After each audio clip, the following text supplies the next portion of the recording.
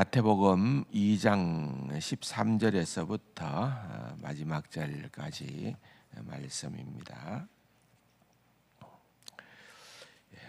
그들이 떠난 후에 주의 사자가 요셉에게 현몽하여 이르되 헤롯이 아기를 찾아 죽이려 하니 일어나 아기와 그의 어머니를 데리고 애굽으로 피하여 내가 네게 이르기까지 거기 있으라 하시니 요셉이 일어나서 밤에 아기와 그의 어머니를 데리고 애굽으로 떠나가 헤롯이 죽기까지 거기 있었으니 이는 주께서 선지자를 통하여 말씀하신 바 애굽으로부터 내 아들을 불렀다 함을 이루려 하심이라. 이에 헤롯이 박사들에게 속은 줄을 알고 심히 노하여 사람을 보내어 베들레헴과 그 모든 지경 안에 있는 사내 아이를 박사들에게 자세히 알아본 그때를 기준하여 2살부터 그 아래로 다 죽이니 이에 선지자 예레미야를 통하여 말씀하신 바 라마에서 슬퍼하며 크게 통곡하는 소리가 들리니 라헬이 그 자식을 위하여 애곡하는 것이라. 그가 자식이 없으므로 위로받기를 거절하였도다 함이 이루어졌느니라. 헤롯이 죽은 후에 주의 사자가 애굽에서 요셉에게 현몽하여 이르되 일어나 아기와 그의 어머니를 데리고 이스라엘 땅으로 가라. 아기의 목숨을 찾던 자들이 죽었느니라 하시니 요셉이 일어나 아기와 그의 어머니를 데리고 이스라엘 땅으로 들어가니라. 그러나 아켈라오가 그의 아버지 헤롯을 이어 유다의 임금됨을 듣고 거기로 가기를 무서워하더니 꿈에 지시하심을 받아 갈릴리 지방으로 떠나가 나사렛이라는 동네에 가서 사니 이는 선지자로 하신 말씀에 나사렛 사람이라 칭하리라 하심을 이루려 함이로라. 아멘. 오늘 본문을 보면은 세상 역사가 한 축을 이루어서 진행을 합니다. 그런 역사적인 사실이 등장을 하지만은 그러나 이제 이 마태복음의 저자는 그 가운데에서도 놓치지 않는 것은 그 하나님의 어떠한 역사를 주도하심은 그 모든 것들이 우리의 눈에는 보이지 않으나 또한 절대로 세상 사람들은 그것을 알지 못하나 오늘 계속해서 등장하는 인물이 헤롯이라는 인물이잖아요. 우리가 아는 것처럼 예수님의 출생과 그 모든 공생의 사역 또한 예수님의 제자들 사도들이 활동하던 그 시대에 이스라엘을 통치하고 있었던 대부분의 그 사람들은 왕가죠. 왕가는 헤롯 왕가가 이어졌습니다. 그래서 주전 대략 한 37년 그러니까 로마 황제가 여전히 그 근방을 나라들을 다 통치하고 다스릴 때에 로마 황제, 로마 제국과 잘 밀당을 했다고 봐야 되겠죠. 그래서 에돔인 이둠의 사람이었던 이 헤롯, 오늘 처음에 등장하는 헤롯이라는 인물은 정확하게는 이제 역사적으로 볼 때는 헤롯 대왕입니다. 헤롯 대왕, 헤롯 더 그레이트라는 헤롯 대왕이 통치하던 시기는 그가 주전 37년에서 그러니까 주전 BC라는 말이죠. 주전 4년입니다. 우리가 예수님의 탄생을 기준으로 해서 대략 이제 서기 연도가 진행되고 그 예수님 이전을 BC라 그러고 예수님 출생 이후를 AD라 그래서 지금 이제 2025년 예수님의 탄생을 기준으로 해서 2025년이라고 그렇게 구분을 하기는 합니다만은 아주 정확한 연도는 아니죠. 왜 그런가 하니까 예수님의, 오늘 우리가 이제 마태복음을 읽고 있습니다마는 예수님의 출생 시기와 관련해서 동방의 박사들이 등장을 하고, 또한 이 사건이 일어났을 때에 그때의 역사적인 왕은 헤롯 대왕 때였습니다. 헤롯 대왕은 아까 제가 그 통치 연도를 37년, BC 37년에서 BC 4년이라고 그랬죠. 그러니까 지금 우리가 가지고 있는 연도로 봐서는 예수님의 탄생 4년 전까지 통치했던 왕이라 그 말입니다. 그렇다고 하면은 예수님의 탄생 시기에 예수님이 또한 출생 후에 동방 박사들이 이런 그냥 가는 바람에 아이들이 죽게 되고, 또 베들레헴에서 천사들이 나타나서 요셉으로 하여금 애굽으로 피신을 하라 했던 그런 탄생과 그 이후의 일들은 사실은 BC 4년 이후에, 그러면은 탄생 기사는 헤롯 대왕 때라고 한다면은 이게 뭐가 맞지가 않잖아요. 그래서 이것은 아주 정확한 연도는 아닙니다. 그러나 역사적으로 볼 때에 모든 정황들은 이것은 헤롯 대왕 때에 일어났던 일입니다. 그러면은 이 주정과 주후라는 이 연도는 6세기경에 디오니시우스라고 하는 한 수도사가 그러한 연대를 만들고 난 이후에 그것이 오늘 우리한테까지 보편적으로 이어지는 연대 구분법입니다.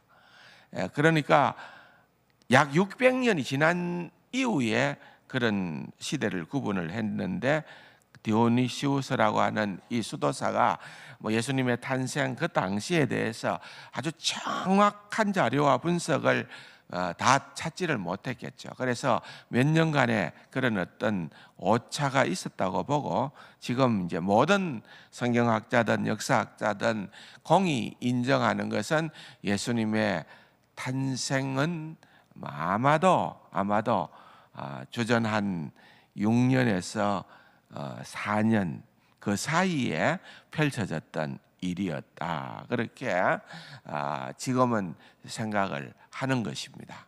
그래서 우리는 예수님의 탄생을 기준으로 바로 0, 1년, 2년, 3년, 서기년도가 그렇게 진행이 되고 과거로 구분을 하는데, 들어가서 깊은 내용을 보면은 그런 몇 년간의 어떤 역사적 오차는 담고 있다는 것을 알 수 있습니다. 그래서 그때의 이 헤롯 대왕은 로마 황제로부터 굉장히 인정을 받았습니다. 어쨌든 아마 정치적인 수완이 대단한 그런 왕이었다고 볼 수가 있겠지요. 여러분들이 흔히 알고 있는 헤롯 성전, 유대인들의 관심도 사야 되고 또 로마 황제로부터도 인정을 받아야 되니까 굉장히 정치적으로 이렇게 잘 했던 인물이기는 하지만은 그래서 유대인의 관심을 사기 위해서 헤롯 성전을 지었던 장본인도 바로 헤롯 대왕 때였습니다. 그러니까 그러한 것들을 보면은 또 대단한 인물이기는 해도, 그럼에도 불구하고 유대인들이 그를 좋아하지 않았습니다. 아주 잔혹한 왕으로 역사적으로 평가를 받는 왕이었습니다. 그래서 주전 4년에 그가 죽고 난 다음에 여기에 우리가 오늘 성경에 보면은 돌아와라, 이제 헤롯 왕이 죽었으니까 돌아와도 된다 하고 돌아오는데 그의 아들이 왕이 되므로 아켈라오가 왕이 되었다. 헤롯 아켈라오라는 말이죠. 그런데 헤롯 대왕이 죽고 난 다음에는 로마 황제가 그 헤롯 대왕의 세 아들, 그러니까 헤롯 아켈라오, 헤롯 안티파스, 헤롯 빌립이라는 세 아들에게 땅을 분할해서 그렇게 왕으로 세웠습니다. 그래서 여기에 예루살렘과 또 사마리아와 에돔, 그러니까 가장 노른자위라고 볼 수 있는 그 지역을 맡아서 왕이 되어진 그러한 인물이 바로 오늘 여기에 등장하는 헤롯 아켈라오라고 하는 그의 아들입니다. 그리고 이제 나사렛 지방 또는 또 위에 북동부 지방 이렇게 나누어서 헤롯 또한 안티파스 또는 헤롯 빌립이라는 그러한 그의 아들들이 왕이 되어졌지만은 그들이 뭐 별로 다 이제 역사적으로 보면은 헤롯 빌립은 비교적 온순한 왕에 해당이 되어졌지만은 나머지 이 아켈라오라든지 또는 안티푸스는 다 역시 아버지를 쫓아서 잔혹한 왕이었습니다. 그런 왕이 있었고 그 다음에 이제 보면은 다시금 통째로 유다 땅을 다스렸던 헤롯 왕가의 헤롯 아그리빠 1세, 2세 사도행전에 등장하는 그러한 왕들의 이름이지요. 그렇게 해서 헤롯 왕가가 그 당시 주전 예루살렘이 멸망하고 난 다음에 그때까지만 이어집니다. 그 다음에는 헤롯 왕가가 완전히 무너져 버리고 마는 그런 역사적인 배경을 가지고 있습니다. 그래서 오늘 이 본문 우리 예수님의 탄생 기사와 관련되어진 이 본문에 엮이게 되는 왕은 바로 그런 때입니다. 헤롯 대왕과 그의 아들들이 이렇게 이어져 통치하던 그 시대를 의미하는 것입니다. 그렇게 그들은 로마 황제로만 인정을 받고 권력을 가지고 있으면은 모든 것을 자기 뜻대로 할 수 있다. 늘 불안한 거죠. 그래서 왕이 났다, 동방박사들이 왕이 났다라고 하는 것을 정치적인 왕이 온 줄로 생각을 하는 거죠. 이 유대인들이 내게 대해서 반역을 도모할 수도 있겠다. 그런 생각을 가지고 이제 헤롯 대왕이 본격적으로 그가 동방박사가 이제 천사들의 말을 듣고 바로 가는 바람에 베들레헴 고을에 그런 어떤 잔혹한 살인을 저지르게 되어지는, 어떻게든 그는 붙들어야 되겠다, 끝까지 이것은 내가 보존하고 지켜야 되겠다고 하지만은 여러분, 마태가 우리에게 보여주고자 하는 것은 이 모든 사건의 배후 예수님이 애굽으로 가게 된 것도 이미 구약 성경의 예언, 호세아서 11장 1절에 나타나는 그 예언이 이루어진 것이고, 또한 애고가는 소리가 그렇게 퍼지게 될 것이다 라고 하는 것도 예레미야서에 나타나는 그 예언, 예레미야서 31장 15절인데요 그 예언의 말씀이 응한 것이고, 또한 예수님이 돌아와서 다시금 나사렛이라고 하는 그 지방, 별로 볼 것이 없는 아주 시골 마을이죠. 나사렛 출신이라고 하면은 사람들이 뭐 그렇게 우러러 볼 만한 그런 위치에 있는 것이 아니라 아주 시골 촌놈이라고 볼 수 있는 그런 동네에서 살게 되어진 그것조차도 사실은 구약 성경의 말씀을 이루려 함이라 했지만은 이 말씀은 구약 성경에 정확하게 어디에 본문이라는 것은 등장하지는 않아요. 그냥 구약의 예언이 이루어졌다, 하나님의 말씀이 이루어졌다라고 통합적으로 그렇게 우리가 이해를 할 수가 있는데, 거기에 관련되는 인용 구절들은 몇몇 인용 구절들이 나타나는 것을 볼 수는 있습니다. 그 의미를 좇아서 예수님이 이사야서 53장에 나타난 것처럼 멸시와 천대를 받았다, 그런 곳이 나사렛이다 라고 얘기도 하지만은 또 그것도 일리가 있는 말이고, 또 한편으로는 이사야서 11장 1절에 보면은 이새의 줄기에서 한 삭이 난다. 그 삭이라는 말은 네체르라는 말인데, 이 네체르라는 말과 나사렛이라는 말이 같은 어떤 거의 똑같은 발음으로 되어졌기 때문에 구약 성경에 그 말씀이 인용되었다라고도 주장하는 분들도 있습니다. 그래서 관주에 보면은 대부분 이 이사야서 11장 1절을 붙여놓기는 합니다만은 꼭 그렇게 해도 성경학자들은 보지는 않습니다. 그래서 오늘 여러분들이 가진 성경에도 보면은 다른 인용된 말씀은 구별되어서 기록을 했지만은 이것은 그냥 이어지는 말로 기록을 하고 있습니다.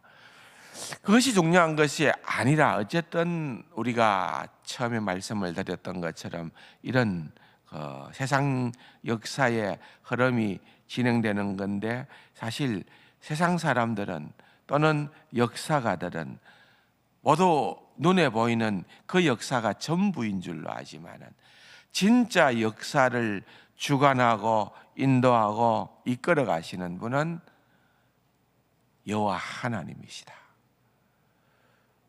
믿습니까? 여러분, 저는 이 말씀을 붙들고 오늘 이 나라에 우리가 직면한 우리의 현실을 놓고 기도해야 될 줄로 믿습니다. 여러분, 어제 우리가 보았던 것처럼 모든 것이 다 불법입니다. 그런데 죄를 짓고 또 지은 사람은 국회의원이라는 타이틀 하나만 갖고도 최종 대법원의 결심이 있기 전까지는 구속당하는 법도 없고 이 나라를 무죄 추정의 법칙에 의해서 할보하고 다니는 이러한 세상에 우리 온 국민이 직접 선거로 뽑은 대통령이 온갖 모함과 온갖 그런 불법으로 말미암아 어떠한 정당성이 1도 주어지지 않는, 여러분, 대통령이 헤롯 왕이 될 겁니까? 평생 권세를 누리려고 했는 겁니까? 가만히 있기만 하면은 개인적으로는 여러분 누가 뭐라 하더라도 호의호식하고 하고 싶은 모든 것을 다 해도 되는 그런 권세자가 아닙니까? 그럼에도 불구하고 이 나라가 더 이상 이렇게 두어서는 안 된다. 내가 죽는 한이 있더라도 2-3시간짜리의 내란이 어디에 있습니까? 말도 안 되는 프레임으로 그러한 것들을 덮어 씌워서 사실은 눈에 보이게 손에 얼무로 체포 수갑을 채워서 가려고 했겠죠. 그러나 그것까지는 아니지만은, 그러나 전 국민들의 가슴이 덜컹 내려앉는 그런 일들이 펼쳐집니다. 어떻게 보면은 우리의 의도대로 우리가 생각한 대로 되었다라고 그렇게 한쪽에서는 얘기할 수 있을는지 모르지만은, 그러나 진짜 역사를 이끌어 가시는, 주도하시는 이는 저는 여호와 하나님인 줄로 믿습니다. 여러분, 이걸 우리가 믿어야 됩니다. 하나님께서 하나님의 때에 하나님의 방법으로 모든 것들을 또한 다 세워주시리라고 믿습니다. 이를 놓고 우리 모두가 기도해야 되고 정말 깨어 있어야 될 줄로 믿습니다. 사랑하는 우리 세강가족 여러분, 오늘 이 예수님의 탄생 기사를 통해서 볼 때에 영적인 싸움 아니겠습니까?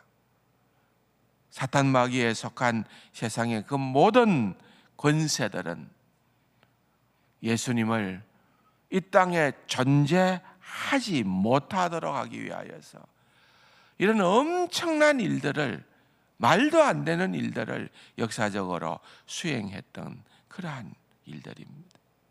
그러나 여호와 하나님의 손은 그 가운데 그 모든 일들을 아시고 또한 구약의 그 모든 말씀을 이루어 주시고 하나님의 뜻대로 역사가, 예수님의 역사가, 히스토리가, 우리의 구원의 구속사가 전개되어졌던 것을 우리는 다시 한 번 더 보게 되는 것입니다.